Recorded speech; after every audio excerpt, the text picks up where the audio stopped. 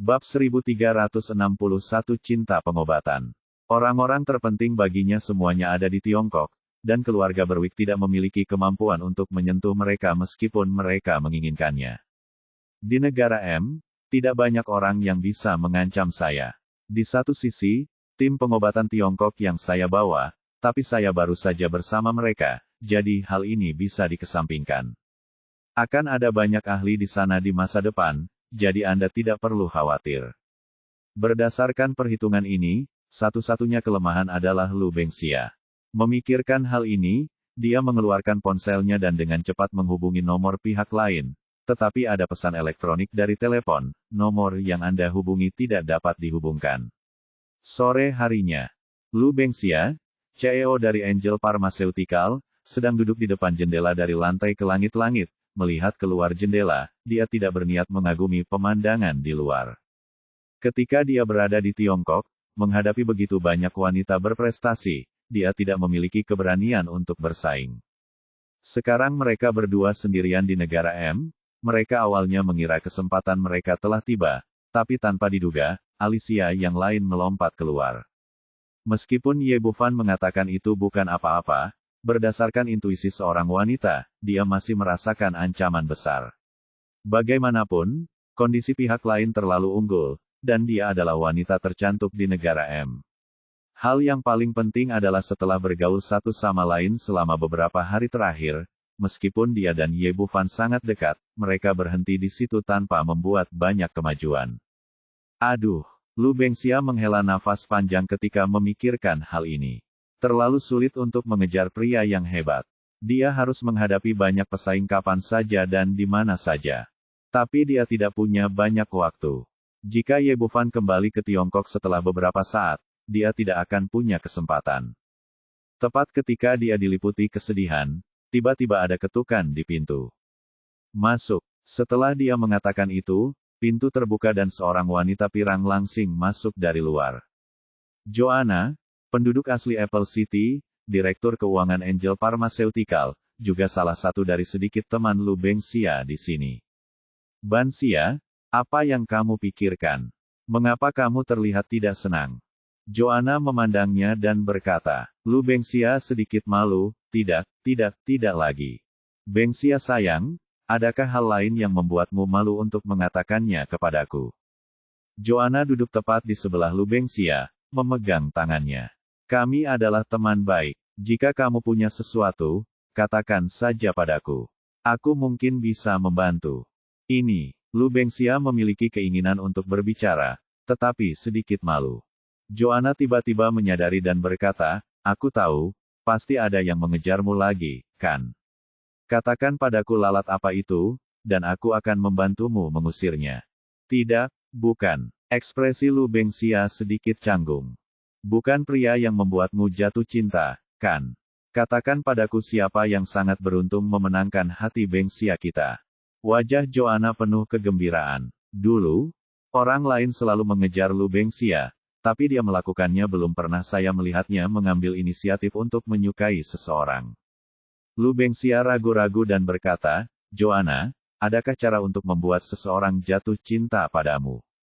Apa, Bengxia sayang? Apa yang kamu bicarakan? Joanna melompat kaget, mungkinkah itu kamu? Apakah kamu menyukai orang itu tetapi tidak menyukaimu? Bagaimana orang itu bisa buta? Bagaimana dia bisa menolak wanita yang begitu baik dan cantik sepertimu? Mulutnya, dia tidak ingin semua orang di perusahaan mengetahui bahwa presiden wanitanya sedang jatuh cinta bertepuk sebelah tangan. Aku tahu. Joanna menenangkan kegembiraannya dan duduk di sebelah Lu Bengxia lagi. Aku penasaran banget, pria macam apa dia yang bisa menolak kejaranmu? Jangan tanya ini. Tanyakan saja, apakah ada cara? Lu Bengxia masih malu untuk memberitahu keberadaan Ye Bufan. Tentu saja ada jalan. Mata Joanna mengamati tubuhnya dan dia berkata sambil tersenyum, sangat mudah bagi seorang wanita untuk mengejar seorang pria. Terutama untuk wanita kelas atas sepertimu yang menginginkan ketampanan dan sosok yang baik. Petik 2. Selama kamu mengundangnya ke rumahmu dan melepas pakaiannya, semua masalah akan terselesaikan. Pipi Lu Bengxia memerah, aku tidak akan memberitahumu jika kamu mengolok-olokku lagi. Tidak lebih. Joanna meraih tangannya dan berkata, serius, aku benar-benar punya solusi untuk situasimu. Melihat dia benar-benar punya solusi, mata Lu Bengxia tiba-tiba berbinar dan dia berkata dengan penuh semangat. Apa yang bisa kamu lakukan? Katakan padaku. Joanna berkata. Dengan misterius, sudah kubilang rahasiakan itu untukku. Jangan khawatir, kita adalah teman baik dan aku tidak akan memberitahu siapapun. Dan berkata, apakah kamu tahu mengapa pacarku Jack menyayangiku? Lu Bengxia berkata dengan ragu, mengapa? Bukankah karena kamu cantik? Bukankah karena aku mencintaimu? Apakah kamu bercanda? Atabur bisa memanjat pohon jika seorang pria bisa mengandalkanmu. Joanna berkata, sebenarnya, setahun yang lalu, Jack juga seorang pria yang sangat suka berselingkuh dengan banyak orang kepercayaan. Belakangan, saya menggunakan metode untuk membuatnya sepenuhnya mengabdi kepada saya, dan dia tidak pernah memandang wanita lain sejak itu. Apa yang bisa kulakukan? Katakan padaku secepatnya. Lu Bengxia menjadi semakin cemas. Dia tidak ingin merasuki Ye Bufan sendirian, dia hanya ingin Ye Bufan memilikinya di dalam dirinya, jantung. Joanna berkata dengan misterius, karena aku memberinya ramuan yang sangat istimewa untuk diminum. Ramuan, keracunan, itu tidak mungkin. Mengesampingkan fakta bahwa Ye Bufan adalah peri medis, racun biasa tidak berpengaruh sama sekali padanya, dan bahkan jika itu berpengaruh, dia tidak akan melakukannya. Apa yang kamu bicarakan? Bagaimana bisa itu keracunan? Joanna berkata, itu bukan racun, itu ramuan cinta. Lu Bengxia tampak terkejut, bagaimana bisa ada ramuan cinta? Apakah kamu bercanda? Tentu saja bukan lelucon, saya telah menggunakannya selama lebih dari setahun dan ini sangat efektif. Lu Bengxia bertanya dengan ragu, lalu dari mana Anda mendapatkan benda ini? Joanna berkata, pada saat itu, seseorang memperkenalkan saya untuk produk khusus. Penyihir yang kuat menyiapkan ramuan cinta untuk saya. Penyihir hebat. Apakah ini mungkin? Kamu tidak mengerti ini. Penyihir juga manusia, dan mereka dapat dibagi menjadi orang baik dan orang jahat. Secara umum, penyihir kulit hitam lebih jahat, sedangkan penyihir kulit putih hanya. Petik 2. Joanna memberinya ilmu populer tentang penyihir, dan akhirnya berkata, nama penyihir hebat yang saya kenal adalah Romario. Dia penyihir kulit putih yang sangat kuat. Dia hanya membantu orang dan tidak pernah menyakiti mereka. Oh, Lu Bengxia mengangguk, merasa jauh lebih santai. Obatnya bagus banget. Apakah manjur? Perlukah ini dikatakan? Saya sendiri sudah mencobanya. Ada 2 jenis obat cinta yang dia siapkan, yang satu obat cinta, dan yang satu lagi jenis kegilaan. Setelah meminumnya, kamu akan berada di hatiku, tapi itu tidak akan mempengaruhi kesukaanku pada orang lain. Tipe kegilaannya sangat berbeda adalah jenis obat yang kuberikan pada Jack. Itu benar. Joanna berkata, tetapi obat penyihir hebat itu sangat mahal. Jenis tergila-gila berharga $100.000 AS. Dan jenis tergila-gila berharga $200.000 AS. Bab 1362 Penyihir Hebat Romario. Uang bukanlah masalah. Saya masih bisa menerima harganya, tapi saya tidak tahu apakah itu akan efektif. Lu Bengxia sekarang kaya. Ratusan ribu dolar bukanlah apa-apa baginya, tapi dia masih ragu hatinya. Tentu saja berhasil. Bolehkah saya berbohong kepada Anda? Lihat saja Jack kami. Joanna berkata, saya mengertakkan gigi dan menghabiskan $200.000 AS untuk yang tergila-gila. Sejauh ini, Jack kami mereka semua mengabdi kepada saya dan memiliki tidak pernah memandang wanita lain. Oh, Lu Bengxia mengangguk. Dia telah melihat Jack dan tidak mengatakan apapun tentang Joanna. Ini membuatnya lebih tertarik pada obat cinta semacam ini. Beberapa kepercayaan. Joanna berkata lagi, Bansia. Dengarkan saja aku dan habiskan $200.000 AS untuk membeli ramuan kegilaan itu. Aku jamin pria itu akan menyukaimu seumur hidupnya dan tidak akan pernah bertemu wanita lain lagi. Petik 2. Lu Bengxia berkata dengan malu-malu, aku ingin menyukai yang itu. Hei, apa yang kamu lakukan? Kamu tidak punya $100.000, mengapa kamu memilih yang ini? Kata Anna dengan terkejut, bagus sekali kamu memilih yang tergila-gila. Dengan itu, pria tidak akan pernah melihat wanita lain lagi, hanya kamu. Lu Bengxia menggigit bibir merahnya, aku tidak menginginkan itu, jadi pilih saja yang mana apakah kamu lebih suka. Dari lubuk hatinya, dia hanya berharap Ye Bufan akan menyukainya, dan tidak ingin dia menyerah pada Qin Cucu dan yang lainnya. Saya benar-benar tidak mengerti apa yang Anda pikirkan. Joanna menggelengkan kepalanya, tidak masalah, terserah Anda untuk memilih. Lu Bengxia bertanya. Baiklah, kapan kita bisa pergi ke sana?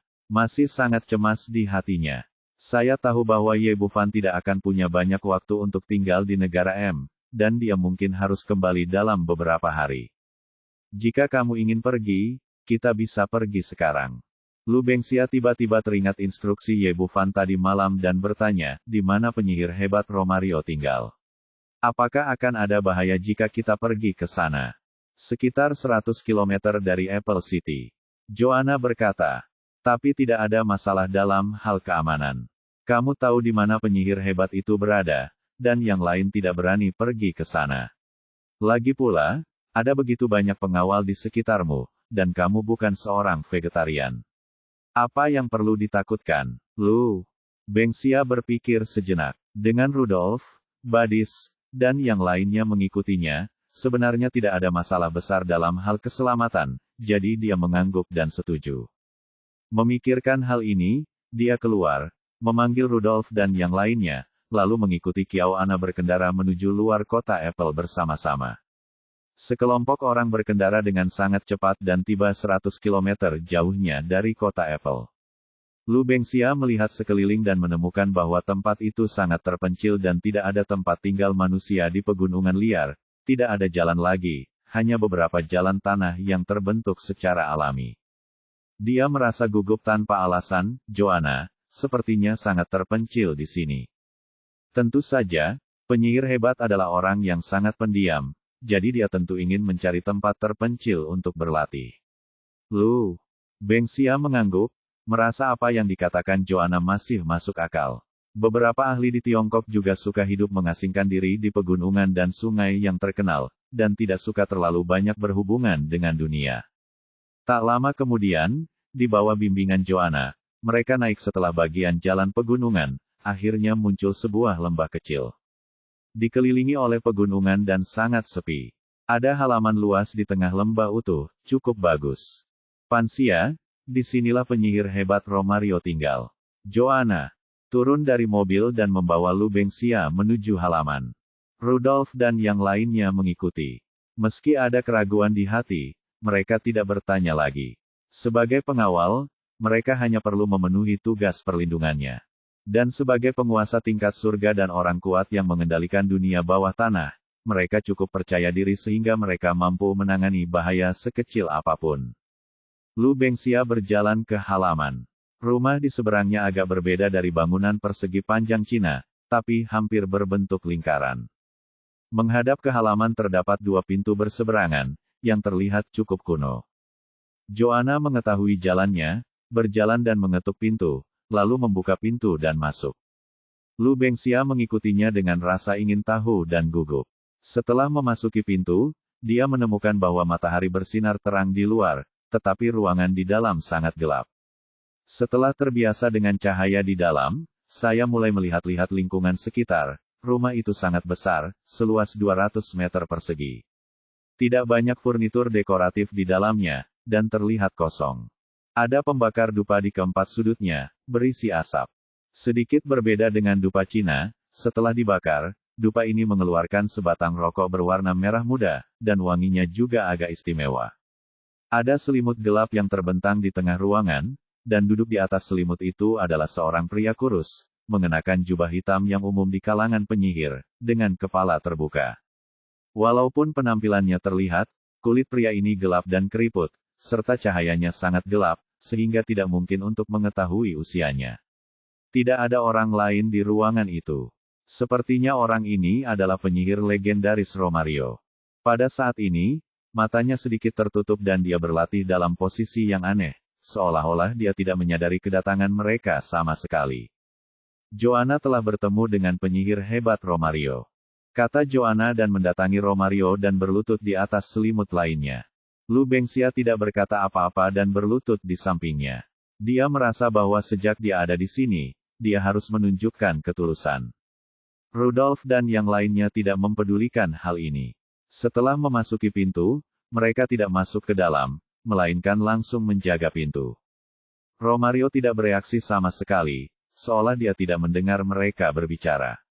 Setelah sekian lama, dia perlahan membuka matanya. Meski cahaya di ruangan itu sangat redup, Lu Bengxia merasakan kepanikan di hatinya tanpa alasan setelah bertemu pandang dengannya.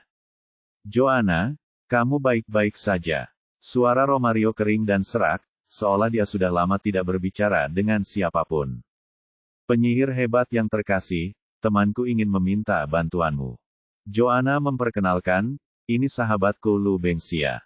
Dia terjebak dalam perasaan dan ingin membeli ramuan cintamu. Romario berkata, sudahkah Anda menjelaskan kepadanya tentang jenis dan harganya? Maaf, ini $100.000 AS.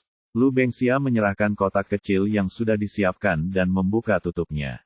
Romario meliriknya, tatapan aneh muncul di matanya. Biarkan di sini, aku akan menyiapkan obatnya untukmu.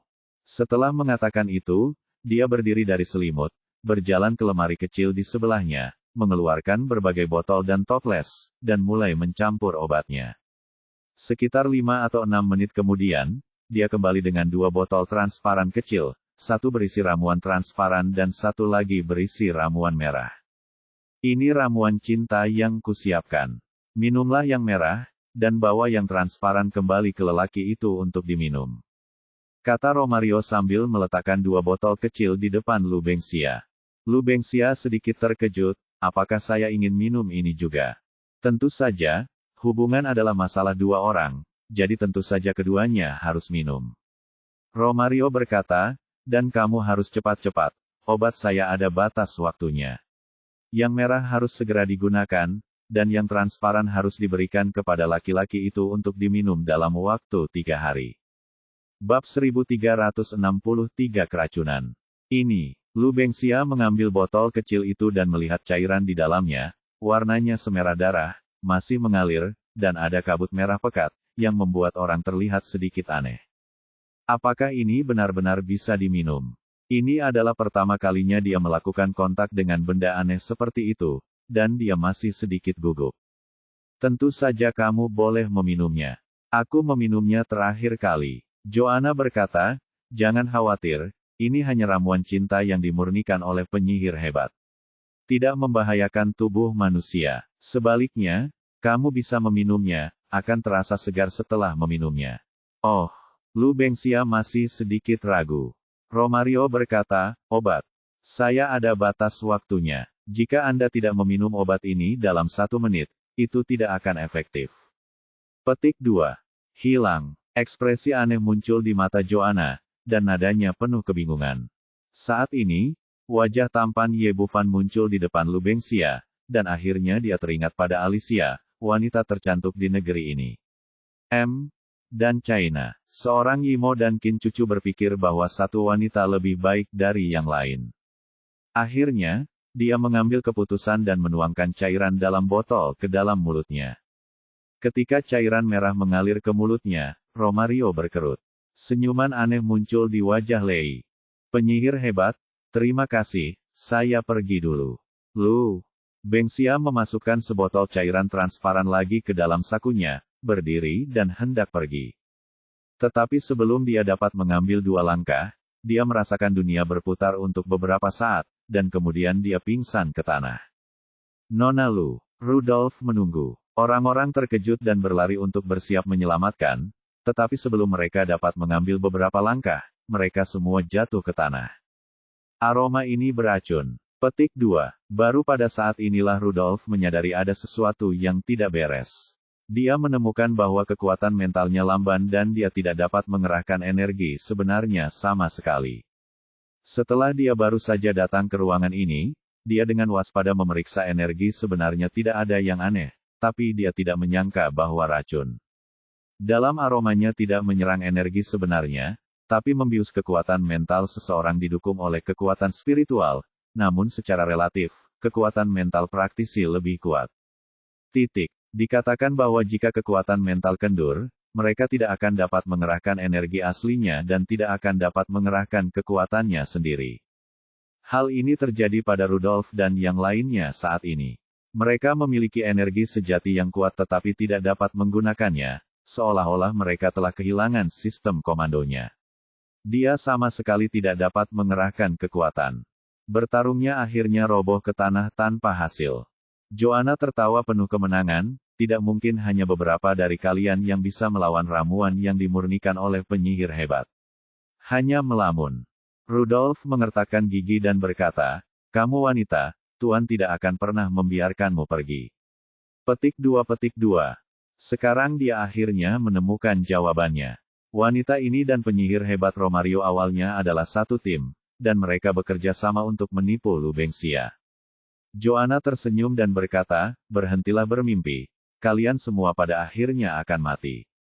Oke, berhentilah bicara omong kosong pada sampah-sampah ini. Petik 2. Romario melambaikan lengan bajunya, dan asap hitam memenuhi udara. Rudolf dan yang lainnya langsung kehilangan kesadaran. Lalu dia bertepuk tangan lagi, dan segera selusin prajurit berbaju hitam masuk dari luar. Dia memerintahkan, ikat saja mereka semua dan ambil mereka pergi. Begitu dia selesai berbicara, bayangan hitam tiba-tiba muncul di dalam ruangan, dan kemudian bergegas menuju pintu. Itu tidak lain adalah pelindung guntur Xie Changxi. Menurut penjelasan Ye Bufan, dia bertanggung jawab untuk mengikuti dan melindungi Lubengsia, tetapi Rudolf dan lainnya dalam terang, dia bersembunyi di kegelapan. Kali ini tidak terkecuali, dan saya mengikutinya secara diam-diam. Dia baru saja melihat Lubengsia pingsan dan Rudolf serta yang lainnya diracuni. Dia awalnya ingin memanggil Guntur untuk membunuh Romario, tetapi kemudian dia menemukan bahwa kekuatan mentalnya dalam kekacauan dan dia tidak bisa lagi mengendalikan kekuatan Guntur. Xie Changxi segera menyadari bahwa dia telah diracuni. Sebagai seorang pejuang suci, kultivasi dan kekuatan mentalnya jauh lebih unggul dari Rudolf dan lainnya. Dia tahu bahwa sekarang bukan waktunya untuk pamer, kuncinya adalah menyebarkan berita dan menyebarkannya kepada Ye Bufan. Karena itu, dia langsung lari dari pintu setelah muncul. Romario dan Joanna sama-sama kaget. Mereka tidak menyangka ada seseorang yang bersembunyi di ruangan itu.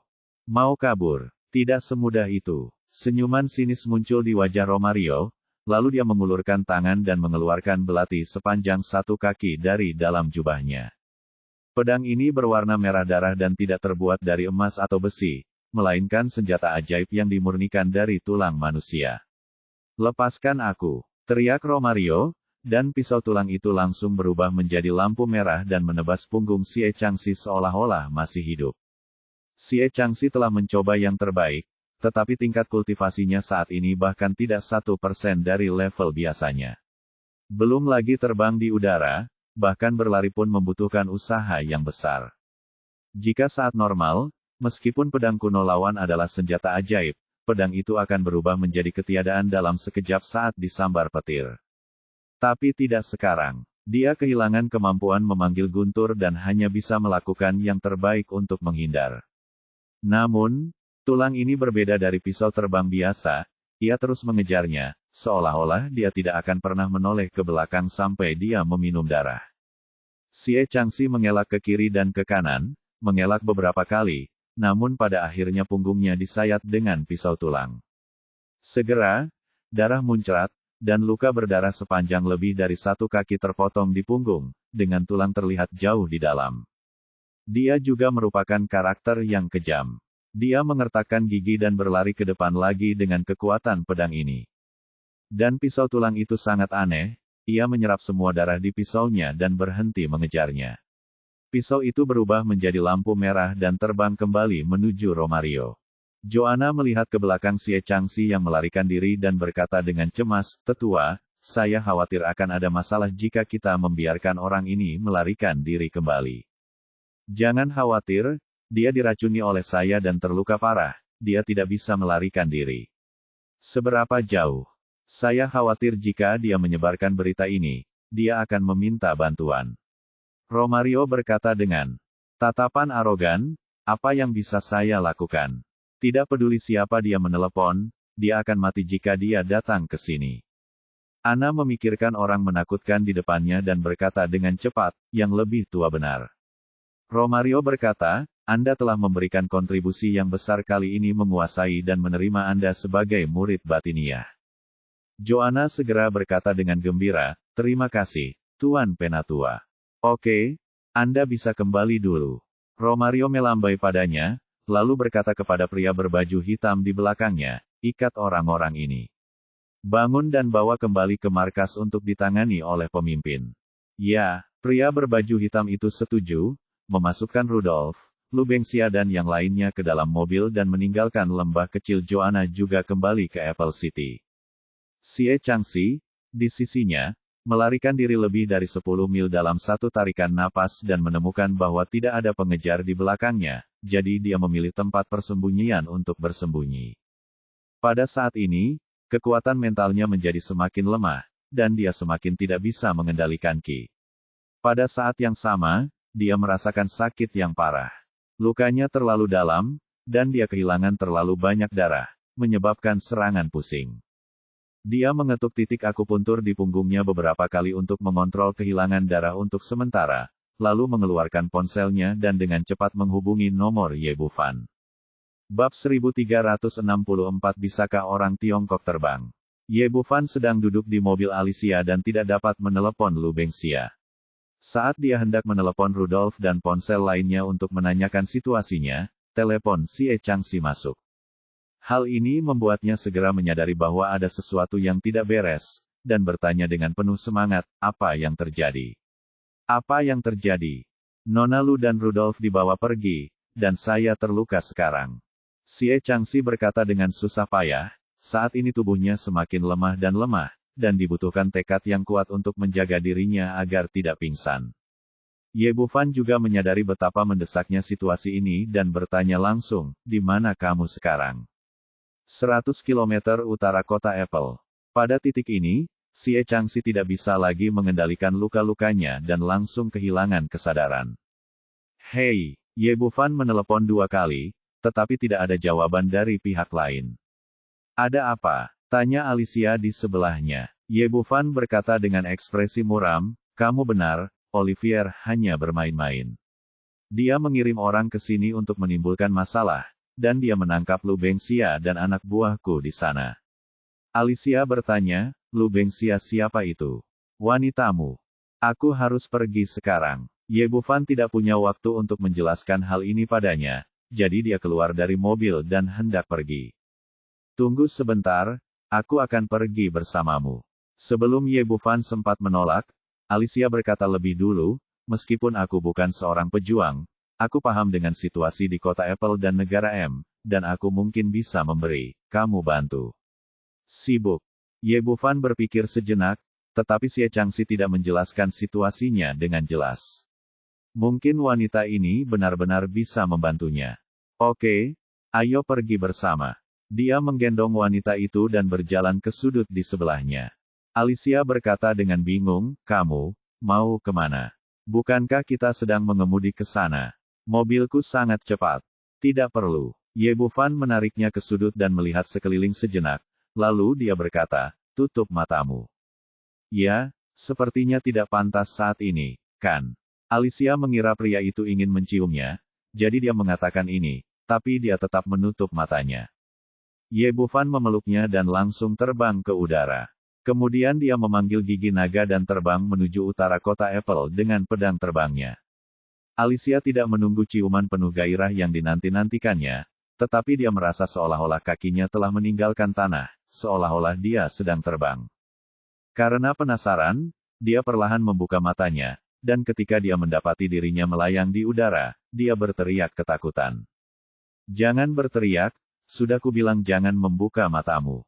Meskipun Ye Bufan sedang menggendong seseorang, kecepatannya masih sangat cepat, seperti bintang jatuh yang melesat melintasi malam yang baru saja jatuh. Alicia memeluk erat pria di depannya untuk menenangkan kegugupannya, lalu perlahan membuka matanya kembali. Meskipun aku sudah siap secara mental, setelah melihat situasinya dengan jelas, aku sangat terkejut lagi, dan dadaku naik turun dengan hebat. Dia tidak pernah menyangka bahwa seseorang bisa terbang di udara dengan kecepatan sedemikian cepat hingga hampir lebih cepat dari pesawat terbang. Hal ini benar-benar membalikkan ketiga pandangannya. Ye Bufan juga sangat ingin menyelamatkan orang, jadi dia membawanya terbang dengan pedangnya. Sayangku, apakah ini sihir? Benar-benar kuat. Setelah Alicia mengetahui bahwa dia tidak dalam bahaya, kegugupannya perlahan berubah menjadi kegembiraan, dan dia mulai menghargai pemandangan di sekitarnya. Ye Bufan tentu saja sedang tidak ingin mengobrol dengannya. Dengan seluruh kekuatannya, dia tiba di lokasi sekitar 100 km utara Apple City dalam beberapa menit. Dia memindai area itu dengan kesadarannya dan mencari sosok Xie Changxi di dekatnya dengan kecepatan yang sangat cepat. Tak lama kemudian, ia menemukan Xie Changxi di balik pohon besar. Ia langsung turun dan terjatuh dengan mulus dari udara. Ye Bufan menurunkan Alicia, lalu berjalan untuk membantu Xie Changxi, memeriksa denyut nadinya dan mulai memeriksa lukanya. Ya Tuhan, dia terluka parah. Lubang darah di punggung Xie Changxi begitu dalam dan panjang sehingga bisa terlihat jelas bahkan di bawah sinar bulan. Ye Bufan tahu betul bahwa meskipun luka ini serius, itu tidak cukup untuk membuat ahli tingkat suci bela diri pingsan. Setelah memeriksa denyut nadinya dan memindai dari ujung kepala sampai ujung kaki dengan kesadaran rohaninya, dia dengan cepat menemukan masalahnya. Pada saat ini, istana Niwan Xie Changxi dipenuhi dengan energi hitam samar. Energi hitam inilah yang menyebabkan energi mental melemah, sehingga tidak mungkin menggunakan energi sebenarnya untuk detoksifikasi dan menyembuhkan luka. Alicia berkata dengan penuh semangat, "Ya, menurutku kamu harus membalut lukanya terlebih dahulu. Dia benar-benar terluka. Tetap di sana dan jangan bicara." Setelah Ye Bufan selesai berbicara, dia mengeluarkan jarum emas Fei He seperti kilat, dan dalam sekejap mata, lebih dari selusin jarum emas dimasukkan ke titik Bai Hui, kuil, dan Feng Qi milik Xie Changxi. Setelah jarum ilahi Fei He menembus, sayap burung bangau mulai bergetar perlahan, dan segera embusan udara hitam keluar dari mulut burung bangau. Ini. Alicia tercengang. Dia belum pernah melihat keterampilan medis yang begitu ajaib sebelumnya. Setelah beberapa menit, semua racun di istana Xie Changxi Niwan habis, dan Ye Bufan mengulurkan tangan dan mengambil kembali jarum emas itu. Xie Changxi perlahan membuka matanya dan melihat rasa bersalah di wajah Ye Bufan. Bawahan ini tidak kompeten dan gagal melindungi Nona Lu. Oke, mari kita sembuhkan lukanya dulu. Petik 2. Luka di punggung. Pisau tulang Romario merupakan senjata sakti yang sangat ganas, setelah ditusuk akan meninggalkan racun yang kuat sehingga membuat lukanya tidak dapat disembuhkan. Xie Changxi tidak melakukan apapun sebelumnya, tetapi sekarang setelah budidayanya pulih, penanganannya menjadi lebih mudah. Di bawah pengoperasian energi sejati, racun yang ditinggalkan oleh pisau tulang dengan cepat dihilangkan. Tanpa campur tangan racun, ditambah dengan obat sakit emas yang dioleskan Ye Bufan, lukanya sembuh dengan cepat dengan kecepatan yang terlihat dengan mata telanjang. Ya Tuhan, apa yang kulihat? Alicia bahkan lebih terkejut lagi. Stimulasi visual yang dibawa oleh penyembuhan luka semacam ini jauh lebih kuat daripada jarum emas Fei He sebelumnya. 5 menit kemudian, luka Xie Changxi telah pulih seperti sebelumnya. Ye Bufan memberinya pil pemulihan Qi lagi, dan bahkan tingkat kultivasinya kembali ke kondisi puncak sebelumnya. Katakan padaku, apa yang terjadi? Benar, Nona Lu ditipu oleh salah satu anak buahnya. Xie Changxi dengan singkat menceritakan apa yang terjadi, dan akhirnya berkata, "Tuan, bawahan ini saya ceroboh untuk pertama kalinya, dan saya mulai berpikir bahwa saya dapat mengatasinya bahkan jika saya menemui masalah. Hal ini menyebabkan Nona Lu dalam bahaya, dan saya meminta Anda untuk menghukumnya." Petik 2. Itu benar. Meskipun dia mulai menyadari ada yang tidak beres dengan Romario, dia tidak mengambil hati. Dia berpikir bahwa dengan kekuatannya sebagai prajurit tingkat suci, dia akan mampu menyelesaikan masalah apapun. Tanpa diduga, dia secara tidak sengaja diracuni oleh pihak lain. Lu Bengxia tidak hanya menemukan dirinya dalam bahaya, tetapi dia hampir mati di tangan dari pihak lain. Ye Bufan melambaikan tangannya, "Kita akan membicarakan hal ini nanti. Bawa saya ke sana untuk menyelamatkan orang dulu." Ya, Tuan, ikuti saya. Setelah Xie Changxi selesai berbicara, dia mengetukkan kakinya dengan ringan, lalu melompat ke udara dan menuju ke arah Romario. Ye Bufan memeluk Alicia lagi dan mengikuti di belakang dengan kaki terangkat. Melihat pemandangan ini, Alicia sekali lagi sangat terkejut. Dia mencondongkan tubuh ke telinga Ye Bufan dan berkata, "Ya ampun, bisakah kalian orang China terbang?" Bab 1365 Kultus Penyihir Hantu. Kecepatan ketiga orang itu sangat cepat, dan jaraknya tercapai dalam sekejap mata. Tak lama kemudian Xie Changxi tiba di depan pintu halaman. "Tuan Raja Naga, ini dia." Ye Bufan melihat ke halaman. Kesadarannya langsung menutupi seluruh halaman, tapi dia tidak menemukan bayangan Lu Bengxia. Hanya Romario yang sedang berlatih di ruangan itu. Dia melangkah ke halaman dan mendekati pintu. Xie Changxi mendobrak pintu hingga berkeping-keping, lalu 3 orang masuk. "Tuan Raja Naga, hati-hati, dupa di sini sangat jahat." Xie Changxi berkata saat ki-nya beredar, membentuk perisai ki di tubuhnya. Dia tidak siap sebelumnya, jika tidak, sebagai pembangkit tenaga listrik tingkat Martial Saint, itu tidak akan terjadi sangat mudah untuk diserang. Ye Bufan tidak peduli sama sekali. Sekarang dia hampir kebal terhadap semua racun. Meskipun jenis racun ini agak istimewa, itu tidak menimbulkan ancaman apapun baginya. Melihat seseorang menerobos masuk, Romario perlahan membuka matanya, dan terkejut saat melihat Xie Changxi. Pihak lain diracun dan ditikam sendiri. Bahkan jika dia tidak mati, dia seharusnya hanya memiliki separuh hidupnya yang tersisa. "Monster tua, apa yang kamu lihat? Aku akan memotongmu nanti." Hati Xie Changxi dipenuhi amarah saat dia terbalik di parit. Jika Lu Bengxia dan yang lainnya tidak masih berada di tangan lawan, dia akan melakukannya sekarang. Romario tersenyum sinis. "Orang Cina sialan, hidup ini sangat sulit. Saya akan melihat bagaimana Anda dapat melarikan diri kali ini. Di mana Lu Bengxia? Serahkan segera, dan saya akan menyelamatkan hidup Anda." Dipenuhi dengan niat membunuh, yang paling dia benci adalah disandera. "Apakah kamu berbicara tentang wanita Cina itu? Jika kamu ingin menemukannya, turunlah dan tanyakan pada Raja Neraka." Setelah berbicara, Romario mengulurkan telapak tangannya, dan pisau tulang merah muncul di telapak tangannya lagi. "Pergilah ke neraka." Setelah berteriak keras, pisau tulang itu terbang dari telapak tangan dan melayang di udara. Kemudian, panjangnya menjadi lebih dari 1 meter dalam sekejap, dan menebas ke arah Ye Bufan dengan sejumlah besar darah. "Gunakan pisau." Sebuah cibiran muncul di sudut mulut Ye Bufan. Menggunakan senjata ajaib semacam ini di depannya seperti menggunakan pisau besar di depan Guan Gong. Dengan lambaian tangan kanannya, cahaya pedang emas mekar, dan gigi naga itu langsung melayang di udara.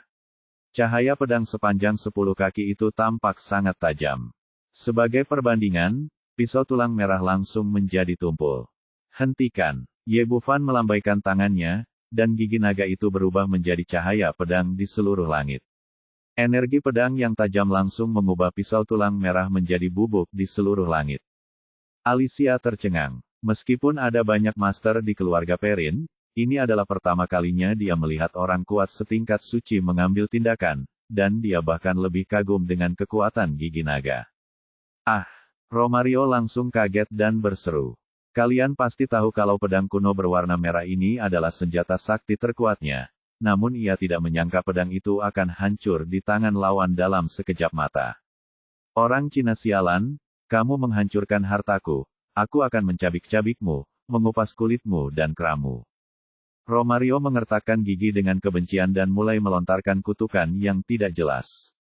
Tapi sebelum dia bisa menyelesaikan mantranya, Ye Bufan muncul di hadapannya dalam sekejap, dan gigi naga di tangannya sudah menempel di lehernya.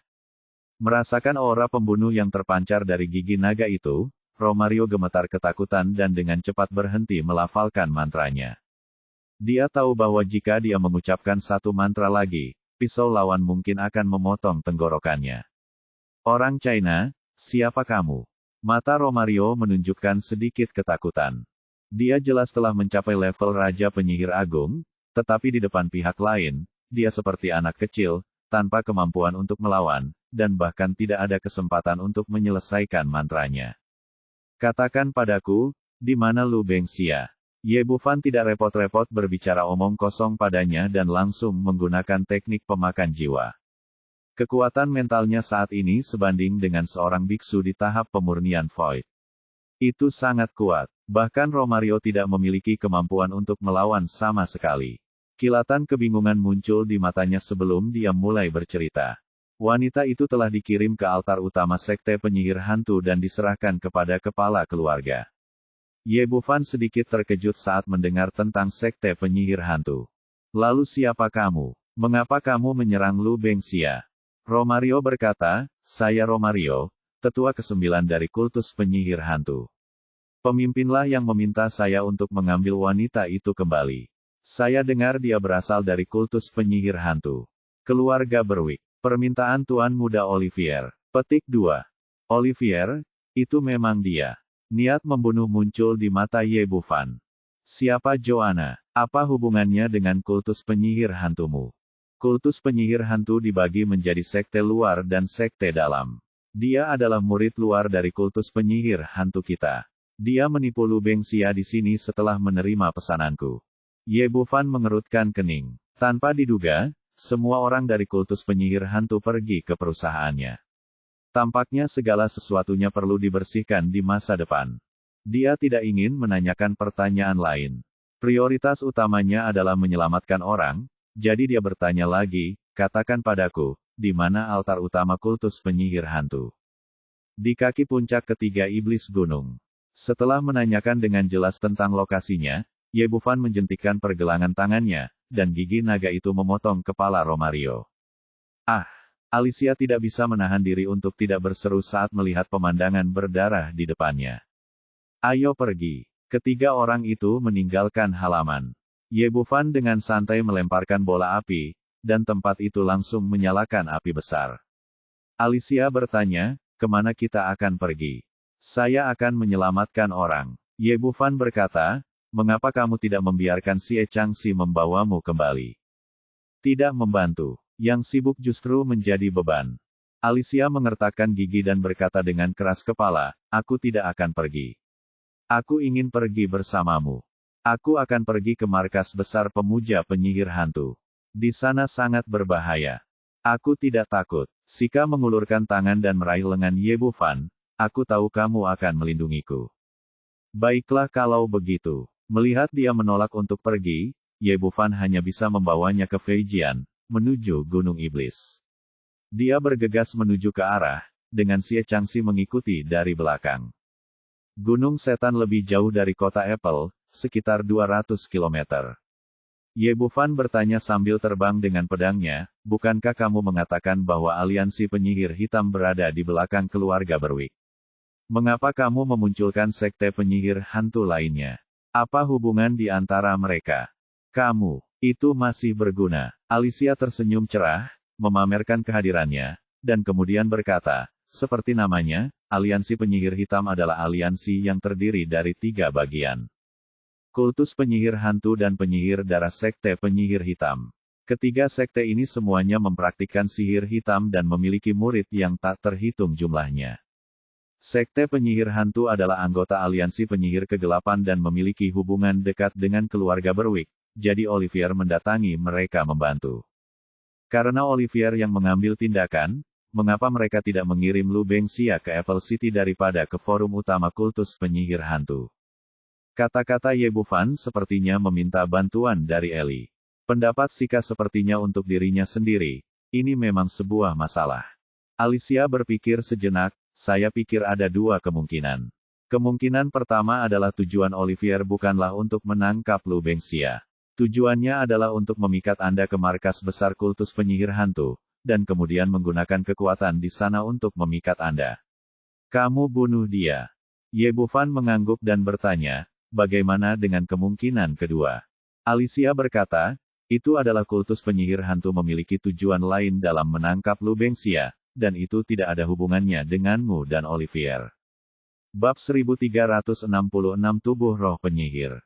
Ye Bufan berkata, kamu benar, ini mungkin memang ada, tapi ada kemungkinan ketiga. Kemungkinan ketiga. Apa itu? Alicia bertanya dengan ragu. Saya hanya ingin melakukan serangan lagi. Sementara saya mencoba yang terbaik untuk menyelamatkan orang, saya akan menyerang istana dan tim pengobatan Tiongkok di Apple City. Oh, itu sangat mungkin. Olivier adalah orang yang berpikiran mendalam dan selalu menyukai konspirasi. Ini memang benar. Gayanya. Alicia berseru, apa yang harus kita lakukan sekarang? Tidak perlu. Ye Bufan menggelengkan kepalanya sedikit, dengan tatapan jijik. Jika dia benar-benar melakukan itu, dia akan melebih-lebihkan dirinya sendiri dan meremehkan kekuatan pihakku. Itu benar. Tidak ada yang tahu seberapa kuat istana Raja Naga. Dia hanya membawa satu Xie Changxi bersamanya kali ini. Semua orang ditempatkan di Apple City. Kekuatan sekuat itu tidak bisa digoyahkan sama sekali oleh Olivier. Oh. Alicia mengangguk dan menatap Ye Bufan dengan ekspresi rumit. Entah kenapa, semakin lama kontak itu berlangsung, semakin misterius pria di depannya. Di Apple City, Olivier memandang kepala pengawal di depannya dan bertanya, bagaimana kabarnya? Apakah pria bernama Ye telah meninggalkan Apple City? Kembali ke Tuan Muda, semuanya berjalan sangat lancar. Hantu kultus penyihir telah membawanya pergi. Lu Bengxia, Ye Bufan segera menghilang setelah mendapat berita itu, dan Nona Alicia pergi bersamanya. Sialan, Jalang, cepat atau lambat aku akan membuatmu membayar harganya. Alicia mendengar. Olivier mengertakkan gigi karena kebencian saat bersama Ye Bufan.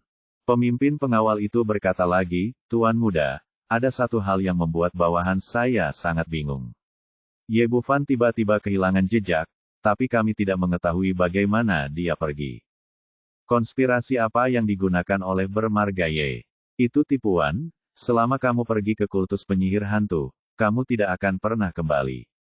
Olivier berkata, kirimkan perintahku dan jalankan sesuai rencana awal, kami akan mengambil tindakan terhadap orang-orang tua Brown Manor dan praktisi pengobatan Tiongkok. Kata Ye Bufan. Sepanjang perjalanan, ketiga orang itu dengan cepat sampai di Gunung Setan yang dikatakan Romario. Ini adalah pegunungan dengan pegunungan terjal dan bebatuan terjal. Berada di sini selalu memberikan perasaan yang sangat mencekam.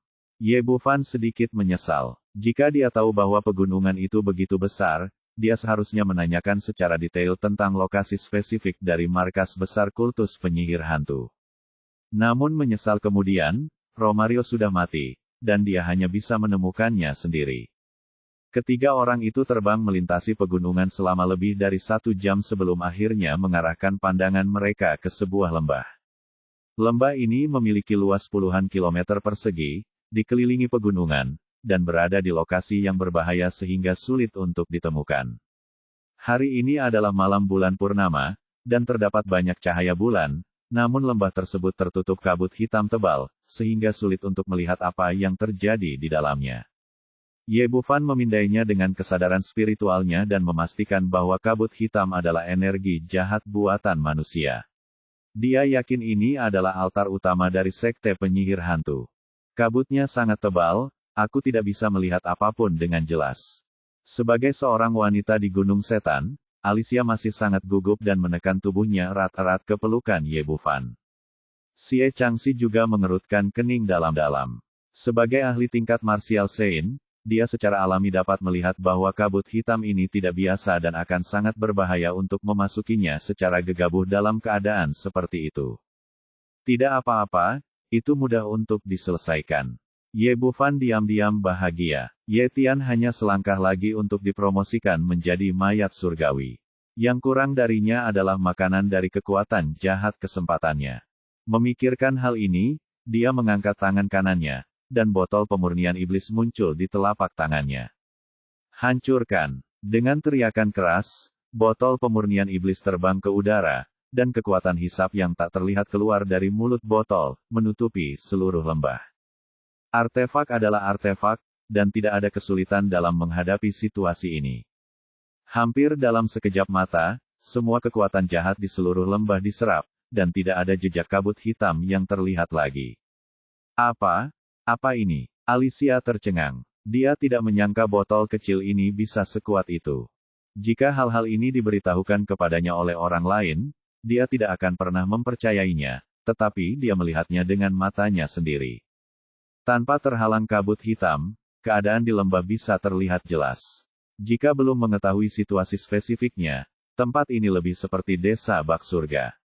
Ada desa-desa padat di dalamnya, dengan kastil batu tinggi di tengahnya. Xie Changxi, lakukanlah. Mata Ye Bufan bersinar dengan niat membunuh. Karena dia berani melakukan sesuatu pada bangsanya sendiri, dia harus siap membayar harganya. Ya, setelah diracun dan dilukai kali ini, Xie Changxi telah menahan amarahnya. Pada saat ini, niat membunuhnya sangat besar, seperti burung besar, dan dia terbang langsung menuju altar utama Sekte Penyihir Hantu, Gunung. Pada saat ini, para penjaga Sekte Penyihir Hantu bertanya-tanya mengapa kabut hitam menghilang. Ketika mereka melihat Xie Changxi bergegas turun, mereka segera membunyikan alarm. Siapa itu? Berani membobol Sekte Penyihir Hantu kita. Di dalam kastil batu altar utama Sekte Penyihir Hantu, beberapa lelaki tua berjubah hitam berkumpul, masing-masing memancarkan aura yang kuat. Ada 10 tetua di kultus penyihir hantu, dan kecuali Romario yang sudah mati, semua orang berkumpul di sini. Pemimpinnya, lelaki tua berjubah hitam, memiliki sosok bungkuk dan kerutan di wajahnya. Dia tampak seperti lelaki tua yang sekarat. Pada saat ini, dia sedang duduk di tempat pertama dan berkata dengan penuh semangat, saya tidak menyangka kali ini wanita Tionghoa yang diminta Olivier untuk kita tangani ternyata adalah tubuh roh penyihir yang langka dalam 1000 tahun. Itu sepertinya ini adalah bantuan dewa penyihir untuk sekte penyihir hantu kita. Seorang lelaki tua berjubah hitam berkata dengan heran, Tetua Agung, apakah wanita itu benar-benar tubuh roh penyihir legendaris yang dapat membuat penyihir berkembang dengan cepat? Tubuh roh penyihir, kata Pereira.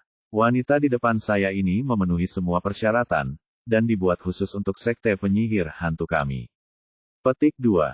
Benarkah? Setelah menerima berita ini, para tetua yang hadir sangat bersemangat. Anda harus tahu bahwa 3 sekte besar di bawah nama Aliansi Penyihir Kegelapan bersifat kooperatif dan kompetitif satu sama lain, dan status akhir harus didasarkan pada kekuatan. Untuk saat ini, kultus penyihir hantu tidak memiliki keunggulan apapun dibandingkan kultus penyihir darah dan kultus penyihir hitam, bahkan berada dalam posisi lemah. Seorang tetua berbaju hitam berkata, Penatua Agung, di mana wanita itu sekarang? Saya pikir kita harus mengambil tindakan sesegera mungkin, jika tidak maka akan menjadi malam yang panjang dengan banyak mimpi. Pereira berkata, pemimpin secara alami memahami hal ini, tapi tubuh roh penyihir harus menunggu hingga tengah malam. Hanya ketika tubuh masih muda fisiknya dapat dirangsang sepenuhnya.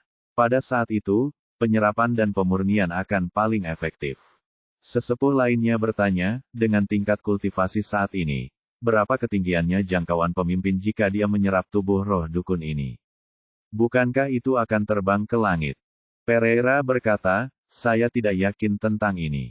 Dalam buku klasik sekte penyihir hantu kami, hanya ada catatan tentang tubuh roh penyihir, tapi tidak ada seorang pun yang cukup beruntung untuk memperbaikinya. Bahkan jika Anda ingin menjadi Raja Penyihir, Anda bahkan mungkin menjadi Raja Penyihir. Jika Anda benar-benar mencapai level itu, Aliansi Penyihir Kegelapan akan dihormati oleh kultus penyihir hantu kami. Kalau begitu, apa maksud Aliansi Penyihir Kegelapan? Seluruh dunia diajari oleh kami para penyihir hantu. Semua orang yang hadir sama bersemangatnya dengan darah ayam, sangat bersemangat. Bab 1367 Serangan Menyelinap.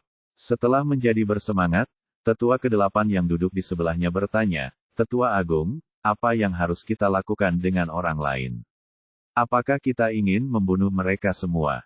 Pereira menggelengkan kepalanya, saya pikir orang-orang itu cukup baik, bunuh mereka. Sayang sekali, simpan saja untuk memurnikan boneka mayat. Tetua kedua di sebelahnya mengangguk dan berkata, ya, orang-orang itu semua adalah pejuang. Mereka adalah bahan yang langka dan bagus. Bahkan jika mereka mengekstraksi jiwa untuk sempurnakan senjata ajaibnya, itu akan bagus. Beberapa orang sedang mendiskusikan bagaimana menghadapi Rudolf dan yang lainnya, ketika tiba-tiba seorang bawahan kultus penyihir hitam bergegas masuk dari luar. Tetua Agung, ada apa? lampu kelahiran tetua ke-9 telah padam. Petik 2. Apa? 10 tetua dan pemimpin kultus penyihir hitam semuanya memiliki lampu kelahiran yang menyala dengan esensi kelahiran mereka sendiri, yang berkaitan erat dengan kehidupan mereka sendiri. Begitu lampu Natal padam, berarti orang tersebut tidak hanya mati, tetapi jiwanya juga hilang. Tetua kedua tampak terkejut dan berkata, tetua ke-9 juga berada di level Raja Penyihir Agung.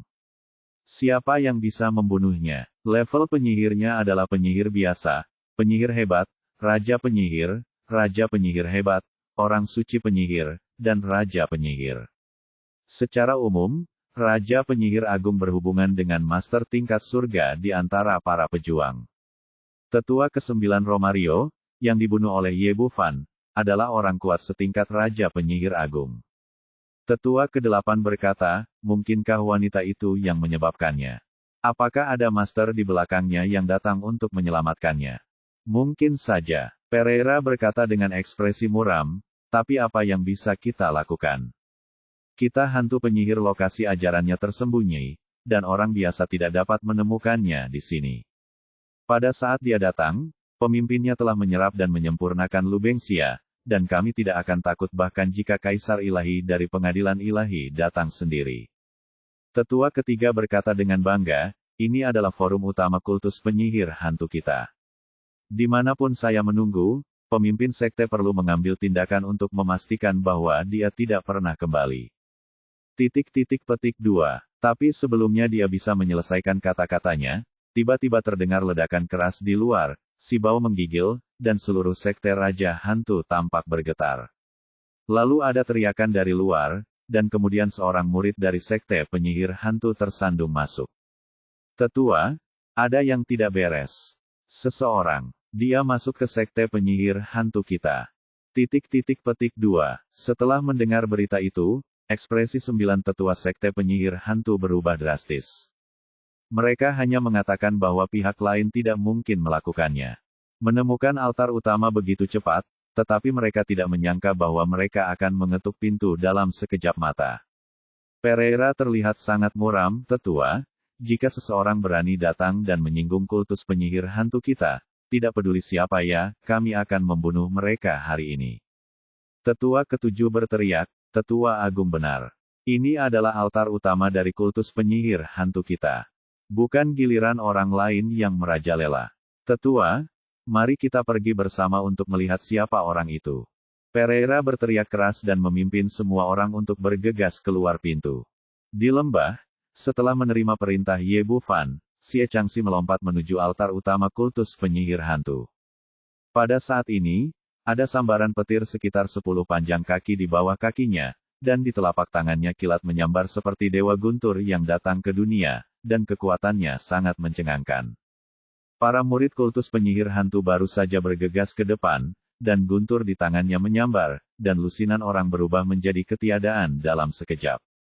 Raja penyihir memberikan sihir pada Xie Changxi, tetapi sebelum dia selesai membaca mantranya, petir lain menyambarnya dari udara, langsung memotongnya menjadi potongan-potongan arang. Petik 2. Alicia memperhatikan dari belakang, tercengang.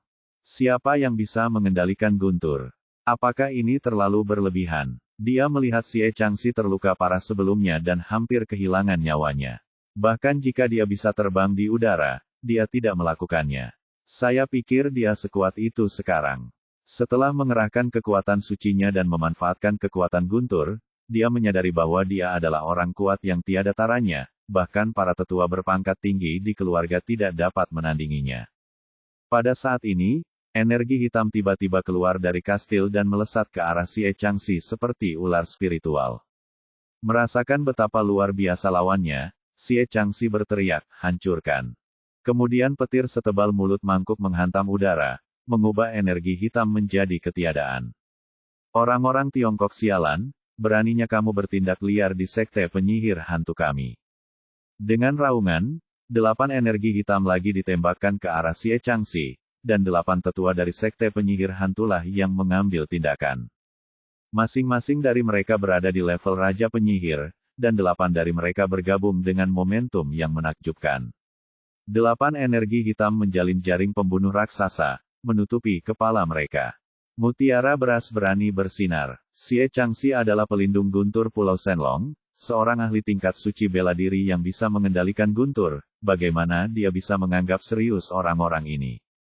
Dengan lambaian tangan kanannya, beberapa petir setebal mulut mangkuk muncul ke depan, membelah jaring hitam menjadi beberapa bagian dengan kilat dan guntur. Melihat kekuatannya, anggota kultus penyihir hantu ketakutan dan mundur satu demi satu. Pada saat ini, udara hitam setipis benang sutra tiba-tiba muncul dari kaki Xie Changxi, tidak menimbulkan suara. Sebelum dia sempat bereaksi, energi hitam itu langsung berubah menjadi tali setebal lengan, mengikatnya erat dari ujung kepala hingga ujung kaki. Ini, Xie Changxi terkejut, tetapi menemukan bahwa setelah terjerat oleh energi hitam, energi sebenarnya di tubuhnya tidak dapat lagi beroperasi, dan dia tidak dapat lagi memanggil kekuatan guntur. Sialan, kamu tiba-tiba menyerangku. Dia sangat kesal di dalam hatinya, tapi dia tidak menyangka bahwa dia akan diserang oleh lawan lagi karena kecerobohannya. Tetapi pada saat yang sama, saya juga sangat terkejut. Kali ini berbeda dari gas beracun dari tetua ke-9. Meskipun itu juga merupakan serangan diam-diam, tingkat kultivasinya benar-benar berbeda tingkat penyihir suci. Tampaknya kultus penyihir hantu memang naga tersembunyi dan harimau yang berjongkok. Serangan 8 tetua barusan adalah untuk menarik perhatian mereka, dan serangan diam-diam dari pembangkit tenaga listrik tingkat suci adalah langkah pamungkasnya. Hahaha, apa kabar? Merasa senang. Saat tawa arogan datang, Penatua Pereira berjalan keluar dari kerumunan. Dia baru saja melihat bahwa kultivasi Xie Changxi luar biasa, bahwa dia adalah seorang pejuang yang kuat di tingkat orang suci bela diri, dan bahwa kekuatan guntur adalah musuh ilmu hitam, dia akan menderita kerugian besar. Jadi saya menggunakan sedikit trik agar 8 sesepuh menarik perhatian Xie Changxi dari depan, sementara saya melakukan serangan diam-diam dari belakang. Tampaknya efeknya cukup bagus, dan berhasil dalam satu gerakan. Xie Changxi berkata dengan marah, monster tua, jika kamu memiliki kemampuan untuk bertarung secara adil denganku. Kamu benar-benar bodoh. Jika kamu kalah, kamu kalah. Ada banyak alasan. Pereira memandang Ye dengan mengejek, lihat wajahnya. Luar biasa 2 orang. Menurutnya, kedua orang ini tidak memiliki fluktuasi energi yang sebenarnya, mereka juga tidak dapat melihat aura kekuatan sihir atau prajurit. Dia mengira mereka hanyalah teman Lu Bengxia dan menganggap Xie Changxi, seorang master, sebagai pendukung mereka.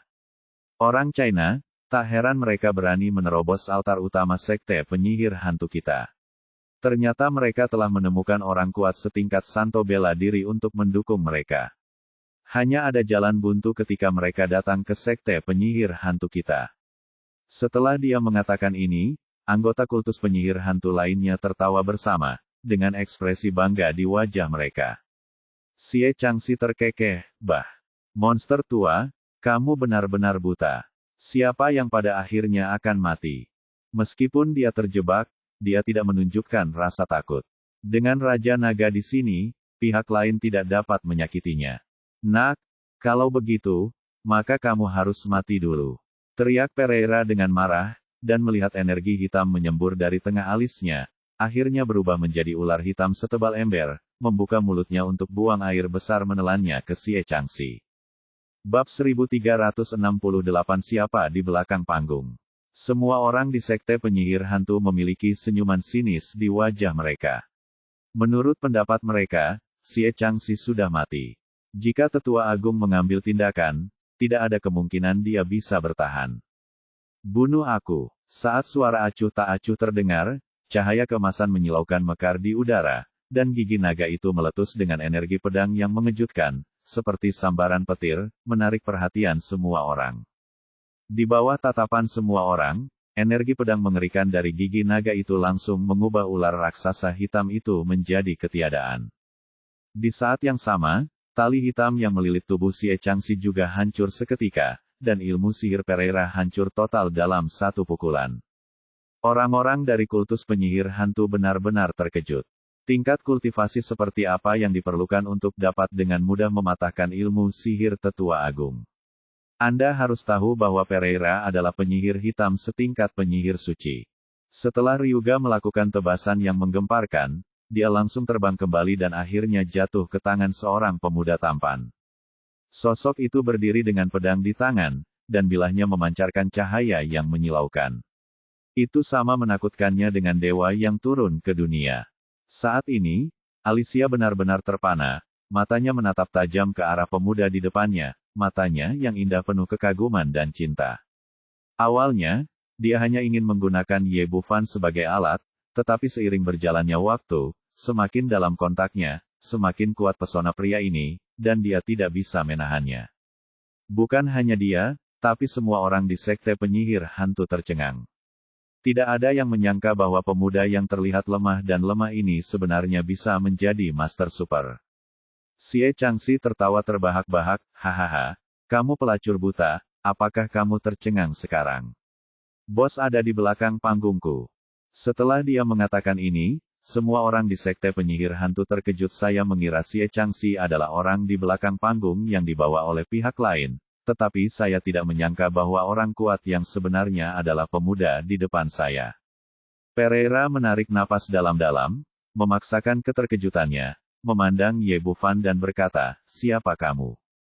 Orang yang menangkap saya sebenarnya bertanya siapa saya. Ye Bufan menatapnya dengan mata dingin. Sekte penyihir hantu berkata, jika Anda menyerahkan orang-orang saya akan mempertimbangkan untuk menyelamatkan nyawa Anda. Orang Tiongkok, meskipun Anda memiliki beberapa kemampuan, menurut Anda apakah satu orang dapat mengalahkan seluruh sekte penyihir hantu kita? Meskipun Anda baru saja meninggalkan sekte penyihir hantu. Penampilan luar biasa membuat Pereira terkesan, tapi bagaimanapun juga, ini adalah forum utama dari kultus penyihir hantu, jadi dia masih memiliki sesuatu untuk diandalkan di dalam hatinya. Tetua Agung, kenapa kamu banyak bicara dengannya? Bunuh saja mereka secara langsung. Petik 2.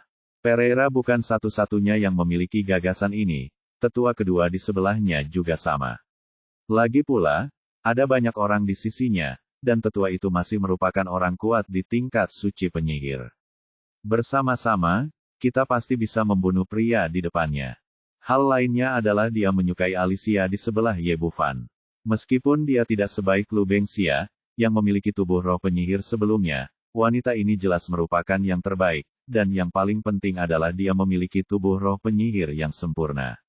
Dia tidak bisa mendapatkannya, tetapi begitu wanita ini mendapatkannya, dia pada akhirnya akan mendapat bagiannya. Memimpin. Setelah teriakan keras, dua massa hitam muncul di telapak tangannya, dan kemudian berubah menjadi dua kelabang yang panjangnya lebih dari 10 kaki, satu merah dan yang lainnya hitam, seperti binatang buas, bergegas menuju Ye Bufan. Bukanlah hantu yang diubah oleh ilmu sihir, tetapi serangga yang benar-benar beracun. Mereka biasanya diberi makan dengan berbagai obat-obatan yang telah disiapkan, pengorbanan sihir, dan bibit. Teknik budidaya racun Jiang agak mirip, tetapi lebih kuat daripada serangga. Beracun sekeras besi dan tidak bisa disakiti oleh pedang. Dua kelabang besar muncul, dan bau amis tiba-tiba menyapu seluruh tempat. Dia melambaikan dua penjepit raksasa dan menggigit Ye Bufan. Mencari kematian. Ye Bufan berteriak dengan marah, dan gigi naga di tangannya sekali lagi berubah menjadi energi pedang dan tersapu, menelan kedua kelabang itu. Meskipun kedua serangga beracun ini tampaknya mengenakan baju besi dan sulit dirusak dengan pedang biasa, mereka menghadapi artefak besar Dragon Fang, jadi bagaimana mereka bisa menahannya? Setelah ledakan keras, itu langsung berubah menjadi kabut darah yang memenuhi langit dan memercikkan pemandangan. Ini, tetua kedua terkejut dan tertekan. Dia tidak menyangka bahwa serangga beracun yang telah dia perbaiki dengan susah payah selama bertahun-tahun akan dibunuh oleh pihak lain. Anak ini punya beberapa keterampilan, ayo kita lakukan bersama-sama. Teriak Pereira, lalu bola energi hitam muncul di telapak tangannya, berubah menjadi pisau pendek hitam sepanjang 1 kaki. Pedang pendek hitam itu ditebas di udara, menyebabkan ledakan hantu dan serigala melolong, yang sangat kuat. Pada saat yang sama, tetua ketiga dari sekte penyihir hantu membanting tongkat di tangannya, dan kemudian mengucapkan serangkaian mantra yang tidak jelas dari mulutnya. Berikan padaku. Saat dia berteriak, bola lampu hijau langsung keluar dari tongkatnya, mengelilingi Ye Bufan dan mereka berdua. Alicia bersembunyi di belakang Ye Bufan, tapi sekarang dia dikelilingi oleh lampu hijau. Dia tiba-tiba merasa tegang di sekujur tubuhnya dan kehilangan kemampuan untuk bergerak. Dia ingin meminta bantuan tetapi tidak bisa mengucapkan sepatah kata pun. Seolah-olah dia terjebak dalam mantra imobilisasi. Ini mengejutkannya. Dia tidak menyangka sihir pihak lain begitu kuat. Dia tidak tahu apakah pria di depannya bisa mengatasinya. Trik kecil. Ye Bufan berteriak dengan dingin dan penuh penghinaan. Kemudian gigi naga di tangannya terbang ke udara dan bertemu dengan belati hitam tetua agung itu mata. Mata Li Huo membakar segala sesuatu di dunia. Setelah 2 garis api ditembakkan, lampu hijau di sekitar Ye Bufan segera menyala seperti bensin di atas api terbuka, dan terbakar seluruhnya dalam sekejap mata. Di saat yang sama, Alicia menjadi rileks, dan perasaan tidak bisa bergerak pun menghilang. Tapi apa yang baru saja terjadi benar-benar mengejutkannya. Begitu dia mendapatkan kembali mobilitasnya, dia memeluk Ye Bufan dan menempelkan tubuhnya erat-erat ke punggungnya, seolah ini bisa memberinya rasa aman. Itu sangat terlambat dan sangat cepat sehingga semua ini terjadi dalam sekejap. Pada saat ini, gigi Ryuga telah bertabrakan dengan pedang pendek hitam. Seperti sebelumnya, gigi naga tidak terkalahkan, dan energi pedang yang tajam langsung mengubah belati hitam menjadi bola bubuk. Pedang pendek ini adalah senjata ajaib yang disempurnakan oleh Tetua Agung. Setelah dihancurkan berkeping-keping, pedang itu berubah menjadi bola energi hitam, dan kemudian dikondensasi menjadi pedang pendek. Pedang itu melewati serangan penembak Jitu Longya dan terus menebas milik Ye Bufan kepala. Ini masih sedikit menarik. Ye Bufan tersenyum tipis, menjentikkan jarinya, dan petir setebal paha orang dewasa jatuh dari udara, menghantam pisau pendek itu dengan suara gemuruh. Guntur dapat mengalahkan kejahatan, ini adalah kebenaran yang tidak berubah sejak zaman kuno.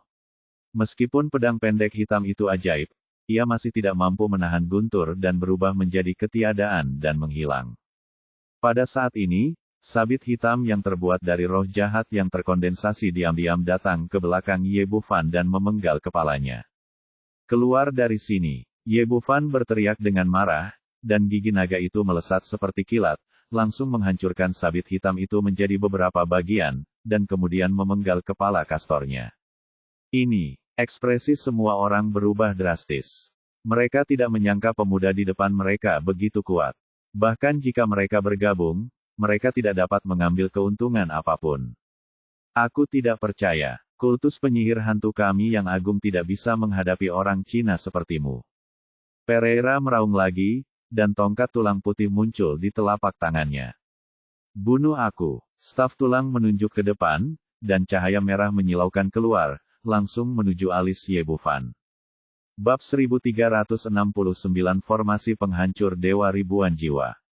Hancurkan trik kecil ini. Ye Bufan berteriak, dan sambaran petir lainnya terjadi di udara.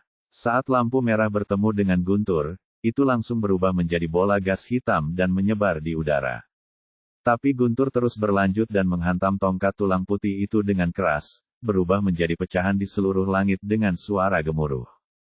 Pereira mundur 7 atau 8 langkah, dan cahaya hitam menyala di tubuhnya, dan kemudian kekuatan Guntur teratasi.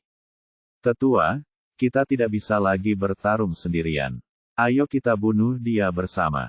Setelah beberapa pertarungan, dia menyadari kekuatan pihak lain dan segera mengatur 9 tetua yang hadir untuk mengepungnya.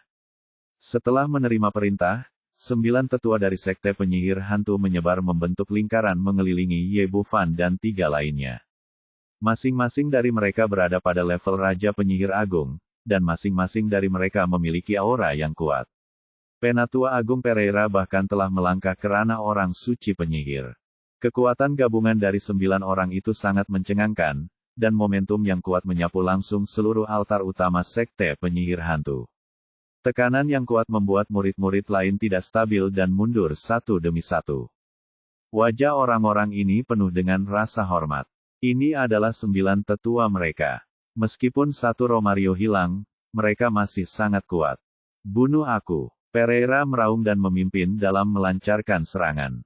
Awan energi hitam menyembur dari dadanya, dan akhirnya berubah menjadi telapak tangan hitam raksasa. Hantu yang tak terhitung jumlahnya meraung di telapak tangan, dan menamparkan kepala Ye Bufan. Turun. Di saat yang sama, 8 tetua lainnya juga mulai mengambil tindakan, menggunakan keahlian unik mereka untuk menyerang Ye Bufan dari arah berbeda. Matilah aku. Xie Changxi membela Ye Bufan. Setelah raungan, guntur jatuh dari langit, menolak kerjasama dari 9 tetua. Seringai sinis muncul di sudut mulut Ye Bufan, dan gigi naga di tangannya berubah menjadi cahaya pedang yang tajam, menghadap telapak tangan besar yang ditebang di udara. Telapak tangan itu tampak sangat kuat, tetapi sangat rentan terhadap bilah tajam gigi naga. Telapak tangan itu hancur berkeping-keping dalam sekejap, dan bahkan hantu pun tercekik di tempat. Kekuatan Longya terus berlanjut, dan kemudian menyapu ke arah 4 tetua di depannya. Cepat mundur. Melihat lawannya tidak takut dengan mantranya sendiri, Pereira terkejut dan buru-buru mundur. Di saat yang sama, dia memanggil sekelompok kabut hitam untuk mengembun menjadi perisai di depannya untuk menahan gigi naga menyerang. Bila gigi naga itu mengenai perisai, dan perisai itu terkoyak-koyak, namun pada akhirnya ia bertahan dari pukulan tersebut. Namun 3 tetua lainnya, tetua kelima, dan tetua ketujuh tidak sekuat dia. Mereka bertiga semuanya berada di level Raja Penyihir Agung. Meskipun mereka mencoba yang terbaik, mereka tetap tidak bisa menahan energi pedang tajam dari taring naga. Hanya 3 suara teredam yang terdengar, dan 3 kepala besar terbang langsung ke udara. Dengan satu pukulan, ketiga tetua dari Sekte Penyihir Hantu terbunuh. Bagaimana ini mungkin? Semua orang di Sekte Penyihir Hantu, yang awalnya terlihat kagum, sekarang terlihat sangat ketakutan. Mengapa dia membunuh 3 orang tua dalam satu pertarungan? Apakah mereka masih manusia? Tidak hanya mereka, tetapi beberapa tetua lainnya juga tercengang. Meskipun mereka tahu bahwa pihak lain sangat kuat, mereka tidak menyangka pihak lain akan sekuat itu. Anda harus tahu bahwa ini adalah pertama kalinya 9 tetua dari Sekte Penyihir Hantu bergabung, tetapi mereka berakhir dalam situasi seperti itu. Tanpa memberi mereka kesempatan untuk bereaksi, Dragon Fang mengayunkannya lagi. Kamu telah melakukan begitu banyak hal jahat, pergilah ke neraka. Cahaya keemasan bersinar, dan tetua keempat terbelah 2 oleh pedang Longya. Keempat, melihat tetua keempat dipenggal di tempat, mata tetua kedua hampir meledak. Orang China, aku akan bertarung denganmu. Cahaya merah menyilaukan tiba-tiba muncul dari tubuhnya, dan dia mulai membakar miliknya sendiri darah, bersiap mengirimkan pukulan terkuat. Pukulan Raja Penyihir hebat yang mengorbankan nyawanya pasti sangat kejam, tapi sayang sekali Ye Bufan tidak memberinya kesempatan itu sama sekali. Sebelum mantranya selesai, gigi naga itu melintas di lehernya seperti kilat, dan kepala lainnya terbang ke udara. Kemudian pembunuhan berlanjut. Saat cahaya pedang gigi naga menyala, kepala-kepala terlempar ke udara satu demi satu, dalam sekejap mata. Hanya Pereira yang tersisa di antara 9 tetua kultus penyihir hantu.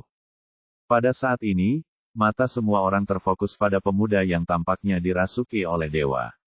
Ini adalah forum umum kultus penyihir hantu yang agung. Ini adalah serangan gabungan oleh 9 tetua, tetapi tidak menimbulkan ancaman apapun di depan dari mereka. Seluruh sekte penyihir hantu terjerumus ke dalam aura berdarah, dan banyak murid memandang Ye Bufan dengan ketakutan, seolah-olah akhir akan datang. Alicia bersembunyi di belakang Ye Bufan, menatap wajah tampan dan tegas di depannya, dan merasakan gelombang di hatinya. Inikah pria yang kupilih? Dia sangat tampan. Ye Bufan membunuh 8 orang berturut-turut dan menatap Pereira dengan mata dingin. Cepat lepaskan orang-orangku, atau aku akan menghancurkan kultus penyihir hantumu. Dia baru saja memindai seluruh kultus penyihir hantu dengan kesadaran spiritualnya. Selain Rudolf dan yang lainnya, dia tidak dapat menemukan jejak Lu Bengxia membuatnya merasa gelisah dan ingin membunuh. Jika dikatakan sebelumnya, semua orang pasti mengira pemuda ini berbicara dengan arogan.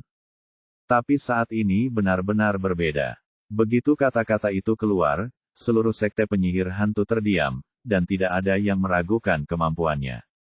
Ye Bufan, apa menurutmu kultus penyihir hantu kita begitu mudah ditindas? Wajah Pereira galak, dan matanya penuh kebencian. Dia mengulurkan tangan dan melepas tengkorak hitam yang tergantung di lehernya, lalu menghancurkannya itu menjadi beberapa bagian. Tengkorak hitam itu seukuran buah kenari. Setelah dihancurkan, aliran energi hitam yang sangat kaya segera berkembang. Energi ini melesat ke udara seperti pedang tajam, langsung ke langit, dan kemudian berubah menjadi energi hitam tak berujung, menutupi seluruh langit seperti kain hitam yang menghalangi matahari, dan seluruh sekte penyihir hantu terjerumus ke dalam kegelapan yang ekstrim. Ah! Apa yang terjadi? Alicia berteriak dan memeluk Ye Bufan dengan erat lagi. Pada saat ini, orang-orang di sekitar mereka tidak dapat lagi melihat jari mereka, dan semuanya tertutup oleh udara hitam pekat. Pada saat yang sama, hantu yang tak terhitung jumlahnya muncul dari udara hitam, berubah menjadi wajah yang ganas, dan aneh. Mereka terus terbang bola-balik di atas kepala ketiga orang itu, membuat teriakan keras dari mulut mereka, seolah-olah mereka berada di dalam tempat misterius. Apakah ini formasi penghancur Dewa Seribu Jiwa? Semua orang di kultus penyihir hantu di sekitar mereka memiliki ekspresi ngeri di wajah mereka. Legenda mengatakan bahwa kultus penyihir hantu memiliki formasi pelindung seperti itu, tetapi mereka belum pernah melihatnya digunakan, ini pertama kalinya hari ini. Penatua Agung Pereira tertawa terbahak-bahak, Ye Bufan, kamu memaksaku melakukan ini. Merupakan kehormatan bagimu untuk mati di bawah formasi pelindung kultus penyihir hantu kita. Ketika dia mengatakan ini, wajahnya berubah niatnya. Meski membunuh lawan, sekte penyihir hantu juga mengalami kerugian besar. 9 dari 10 tetua benar-benar meninggal. Ini adalah sesuatu yang belum pernah terjadi sejak berdirinya sekte penyihir hantu. Seolah merasakan kemarahan di dalam hatinya, semua hantu di langit melolong tajam. Wajah bengkok mereka menatap Ye Bufan dan yang lainnya, dengan rasa dingin dan keserakahan yang tak ada habisnya di mata mereka. Ye Bufan sedikit terkejut. Dia awalnya mengira bahwa formasi itu eksklusif untuk Biksu Timur, tetapi dia tidak menyangka bahwa sekte penyihir hantu juga memiliki formasi pelindung, yang di luar dugaannya. Tapi dia hanya terkejut, formasi ini belum terlihat di matanya. Bab 1370 Pengadilan Leluhur Kultus Penyihir Hantu. Meski Alicia sudah siap mental, dia tetaplah manusia biasa, gemetar ketakutan saat dihadapkan pada pemandangan yang begitu menakutkan. Ya, aku takut. Ye Bufan bertepuk tangan, tidak apa-apa. Itu hanya gertakan, itu bukan masalah besar. Ini bukan masalah besar. Pereira tertawa bangga lagi, kalau begitu, tidak tahu betapa kuatnya formasi penghancur Dewa Seribu Jiwa saya. Semua uskup agung berpakaian merah dari pengadilan ilahi mati di bawah formasi kami, dan Anda adalah anak laki-laki Tiongkok. Monster tua, apa yang kamu banggakan? Formasimu sekarang. Xie Changxi berteriak, dan kemudian kilatan petir muncul di udara, setebal paha orang dewasa. Secara umum, guntur dapat mengalahkan kejahatan, dan kekuatan guntur dapat menahan semua mantra jahat. Tapi kali ini di luar dugaannya. Meskipun sebagian kabut hitam berkurang setelah guntur muncul, dalam formasi penghancur Dewa Seribu Jiwa, baik hantu maupun aura pembunuhan yang menyeramkan terlalu kuat, jauh dari kebersamaan guntur bisa bersaing. Sebenarnya alasannya sangat sederhana, seperti air yang bisa mengatasi api, tetapi jumlah airnya harus cukup. Jika jumlahnya terlalu sedikit dan apinya terlalu kuat, lama-kelamaan akan berubah menjadi bola uap air dan tidak akan banyak berpengaruh. Ini adalah kebenaran di depannya. Meskipun Xie Changxi melancarkan lebih dari selusin petir satu demi satu, mereka semua ditelan oleh kegelapan pada akhirnya dan tidak dapat membuat gelombang apapun. Pereira tertawa terbahak-bahak, hahaha, pernahkah kamu melihatnya? Terima saja nasibmu. Tidak ada yang akan selamat jika kamu masuk ke dalam formasiku. Xie Changxi menjadi sedikit gugup sekarang, dan berbisik, Tuan Raja Naga, apa yang akan kita lakukan? Lakukan, apa yang harus dilakukan? Ada banyak hantu yang mengelilingi mereka. Jika hanya ada satu atau dua, mereka tidak akan menimbulkan ancaman apapun bagi mereka. Tapi ada terlalu banyak hantu. Jika mereka berkerumun, bahkan Daluo Immortal pun tidak akan ada, mampu melawan mereka. Lagi pula, jika semut terlalu banyak, mereka bisa membunuh seekor gajah. Apalagi hantu ini sangat ganas dan tidak bisa dibandingkan dengan semut biasa. Melihat Ye Bufan terdiam, Pereira mengira dia takut, dan berteriak dengan bangga, "Wah, bukankah kamu sangat sombong sekarang? Bukankah kamu mengatakan bahwa formasiku bukanlah masalah besar? Mengapa kamu begitu penakut sekarang? Apakah adakah cara yang bisa kamu lakukan? Gunakan itu. Oke, kalau begitu saya akan menunjukkan kepada Anda apa yang bisa saya lakukan." Setelah Ye Bufan selesai berbicara, dia mengulurkan tangannya, dan sebuah botol hitam kecil muncul di telapak tangannya. Penilaian Pereira sepenuhnya salah. Alasan kenapa dia tidak berbicara barusan bukan karena rasa takut, tapi karena kegembiraan yang tiada taraf di dalam hatinya. Roh jahat. Yang begitu, Ye Bufan, apakah kamu bodoh? Apakah kamu ingin menggunakan botol pecah untuk menghancurkan formasiku? Pereira belum pernah melihat botol pemurnian iblis dan tidak mengetahui kekuatannya. "Hancurkan!" Ye Bufan mengabaikan kesombongannya dan berteriak keras. Setelah itu, botol pemurnian iblis terbang ke udara. Kekuatan isap yang tak terlihat memenuhi udara dari mulut botol dan menyelimuti seluruh altar utama kultus penyihir hantu. Pada saat ini, warna langit dan bumi berubah, dan energi jahat di sekitarnya tampak sangat tertarik, dan ratusan sungai mengalir menuju botol pemurnian iblis. Hantu-hantu itu merasa tidak enak dan melolong serta ingin melarikan diri, tapi sayangnya sudah terlambat. Tidak ada hantu yang bisa melarikan diri di bawah artefak besar, botol pemurnian iblis. Hampir dalam satu tarikan napas, semua energi jahat yin dan hantu di arai pembunuh iblis 1000 jiwa sepenuhnya tersedot oleh botol pemurnian iblis, dan sinar bulan perak sekali lagi menerangi bumi. Wajah Pereira menjadi pucat karena ketakutan, dan wajahnya penuh ketakutan. Dia tidak pernah menyangka bahwa botol kecil ini akan sekuat itu dan akan menjadi musuh dari formasi penghancur Dewa 1000 jiwa. Pada saat ini, dia akhirnya mengetahui mengapa Ye Bufan dapat menemukan lokasi altar utama mereka, dan bagaimana dia menerobos kabut hitam sebelumnya, dengan mengandalkan botol kecil ini. Ye Bufan mengulurkan tangan dan mengambil kembali botol pemurnian iblis. Di dalam botol itu ada pil sebesar bola tenis meja. Dia mengangguk puas. Formasi pelindung sekte penyihir hantu benar-benar luar biasa. Pil yang dimurnikan kali ini ratusan kali lebih kuat dari yang sebelumnya. Di saat yang sama, suara gemuruh yang memekakkan telinga datang dari segala arah. Formasi penghancur Dewa 1000 jiwa hancur, dan ribuan hantu dan roh jahat ditelan seluruhnya.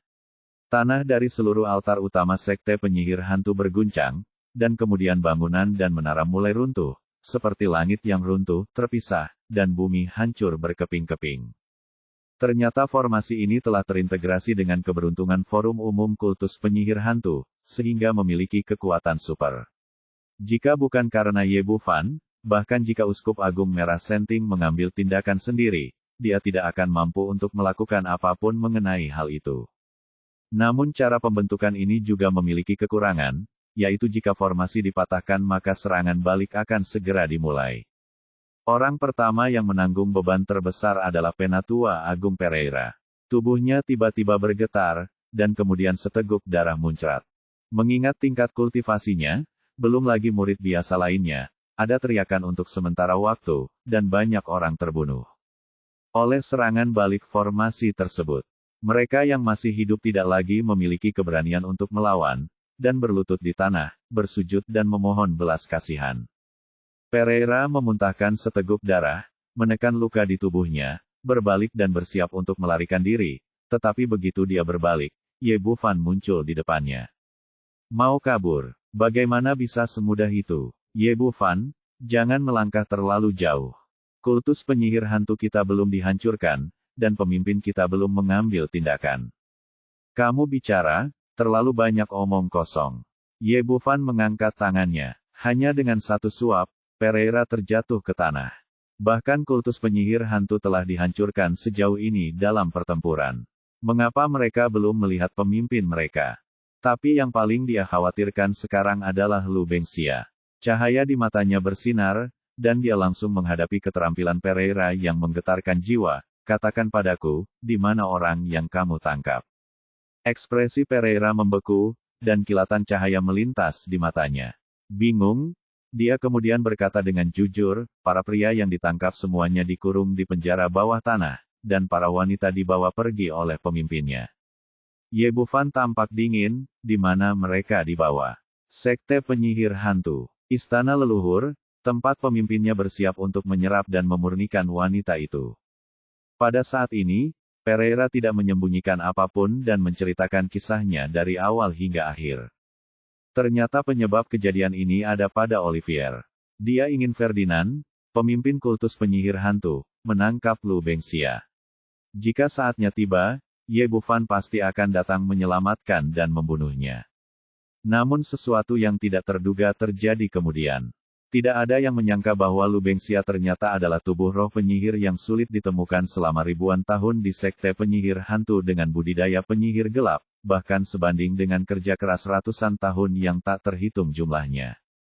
Karena itu, Ferdinand yang gembira menyerahkan segala sesuatu tentang kultus penyihir hantu kepada Tetua Agung, dan membawa Lu Bengxia ke istana leluhur, menunggunya diserap dan dimurnikan di tengah malam. Mendengar ini, niat membunuh muncul di mata Ye Bufan, di mana istana leluhurmu? Pereira berkata, 30 mil ke utara dari sini adalah gunung leluhur sekte penyihir hantu kami, dan istana leluhur terletak di puncaknya, gunung leluhur. Ye Bufan dia mengangkat kepalanya dan menatap bulan terang di langit. Saat ini tidak jauh dari tengah malam. Putus asa untuk menyelamatkan orang, dia tidak lagi bertanya apa-apa lagi. Sambaran guntur menyambar dari langit, langsung membelah Pereira menjadi ketiadaan. Pada saat dia menyelesaikan semua ini, Xie Changxi telah menyelamatkan Rudolf dan yang lainnya dari penjara bawah tanah. Tuan Raja Naga, saya telah mencari di seluruh sekte penyihir hantu, tetapi saya masih tidak dapat menemukan Nona Lu.